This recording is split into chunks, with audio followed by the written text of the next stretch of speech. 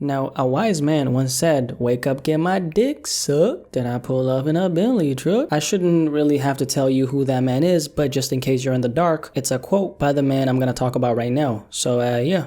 Let's talk about it. Now, that quote is by YBN Nahmir. I think most of you guys do recognize YBN Nahmir. If not, you've probably heard his name or maybe seen his face in different places. YBN Nahmir is, of course, a rapper who blew up back in 2017 with Rubbing Off the Paint, and that was the pinnacle of Nahmir's career. He does have another really big song, which is Bounce Out With That, directed by the one and only Cole Bennett. Throughout these almost 4 years of him being in the game, not much has happened on his end at all. He's been in a constant state of stagnation, throughout this time, and a big reason for that is due to the lack of material that's came from him. You know how they say strike while the iron is hot? Well, Nahmir has done the opposite of that. Let's talk about Visionland for a second. This is a project by YBN Nahmir that came out almost 2 weeks ago, and if you didn't know, this is his debut project, and that's exactly what it sounds like, his introduction project. 4 years into his rapper journey, and we're just now getting a full solo body of work from him. The actual album as a whole is the last thing I wanted to talk about in here. I'm saying that because Soul Train is actually a thing. If you don't know what I'm talking about, Soul Train is a song from YBN Nahmir's album Visionland, and it's been trending for the last 2 weeks straight. Now, before I continue, if you haven't heard the song, you're gonna want to listen to it really quickly and then come back to this video. I'm gonna leave a link to it in the description below, so just check it out and then come back to this video. Go. I mean it. Just go.